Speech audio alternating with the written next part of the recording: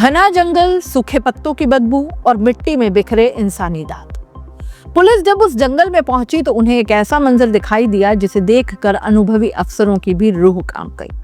कहीं रीढ़ की हड्डी पड़ी थी, कहीं जबड़े के दांत और थोड़ी दूर पर एक जली हुई साड़ी का टुकड़ा। यह कोई साधारण मौत नहीं थी, ये एक ऐसी महिला की मौत थी जिसे पहले प्यार मिला, फिर ब्लैकमेल और आखिर में एक ऐसा कत्ल जिसने पूरे इलाके को हिलाकर रख दिया। सबसे हैरान करने वाली बात यह थी कि जिस शख्स ने पुलिस के साथ मिलकर इस महिला को ढूंढने का नाटक किया, असल में वही उसका कातिल था। एक पत्रकार जो पुलिस के सामने ही खड़ा होकर जांच में मदद करने का नाटक कर रहा था और अंदर ही अंदर डर रहा था कि कहीं सच सामने न आ जाए। लेकिन आखिर उस रात जंगल में हुआ क्या? कैसे प्यार, पैसे और ब्लैकमेल की कहानी एक खौफनाक कत्ल में बदल गई और कैसे पुलिस ने उस शातिर पत्रकार का पर्दाफाश कर दिया? आइए पूरी कहानी को सिलसिलेवार समझते हैं। नमस्कार, मैं हूं जयश्री नागदा और आप देख रहे हैं क्राइम रिपोर्ट। उत्तर प्रदेश के बांसगढ़ी इलाके में रहने वाली आंचल मिश्रा लगभग 30 साल की महिला थी। करीब 11 साल पहले उसकी शादी संतोष नाम के युवक से होती है। दोनों की शादीशुदा जिंदगी ठीक ठाक सामान्य चल रही थी। 2 बच्चे हो गए, एक छोटा सा परिवार और गांव में ठीक ठाक पहचान। लेकिन आंचल सिर्फ घर संभालने वाली महिला नहीं थी, वो एक किसान नेता के रूप में भी जानी जाती थी। वो किसानों की बैठकों में जाती, रैलियों में हिस्सा लेती और गांव-गांव जाकर लोगों की समस्याएं उठाती। अब यहीं से उसकी जिंदगी में एक ऐसा मोड़ आया जिसने सब कुछ बदल दिया।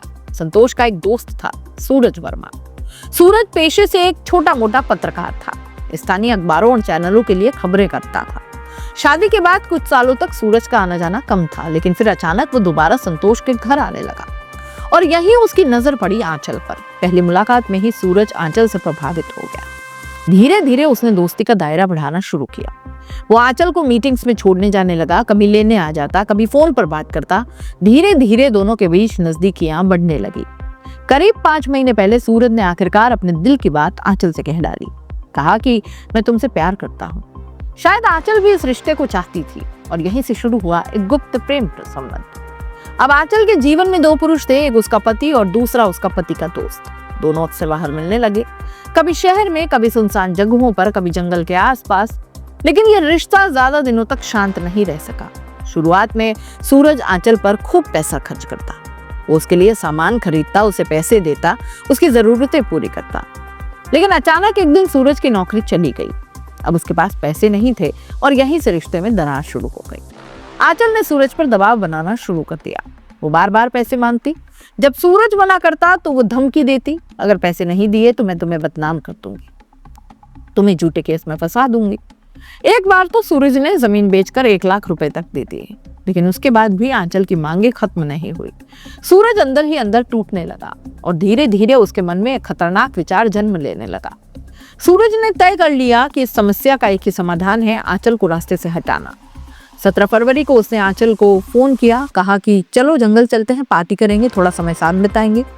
आंचल घर से झूठ बोलकर निकल गई। उसने कहा कि वो एक मीटिंग में जा रही है, लेकिन उसे क्या पता था कि वो अपने मौत के सफर पर निकल गई है। श्रावस्ती के घने जंगल में दोनों पहुंचते हैं। सूरज पहले से शराब के नशे में था। कुछ देर बाद दोनों के बीच बहस शुरू हो गई और अचानक सूरज ने आंचल का दुपट्टा पकड़ लिया। उसने दुपट्टे से उसका गला कसना शुरू कर दिया। आंचल छटपटाती रही, उसके हाथ पैर तड़पते रहे, लेकिन सूरज ने पकड़ नहीं छोड़ी और वहां उसे बचाने वाला भी कोई नहीं था। कुछ ही मिनटों में आंचल की सांसें थम गई। जंगल के बीचों बीच एक महिला की हत्या हो गई थी। अब सूरज के सामने सबसे बड़ा सवाल था, लाश कैसे ठिकाने लगाई जाए। उसने आसपास से सूखे पत्ते और टहनियाँ इकट्ठा की और फिर अपने लाइटर से उन्हें आग लगा दी। कुछ देर में आंचल की लाश आग की लपटों में घिर गई। सूरज को लगा कि अब कोई नहीं पहचान पाएगा और वो वहां से भाग गया। हत्या के बाद सूरज ने एक ऐसा कदम उठाया जिसने सबको चौंका दिया। वह खुद आंचल के परिवार के पास पहुंचा। उसने संतोष से कहा, भाभी कहाँ है, मैं भी उन्हें ढूंढने में मदद करूंगा।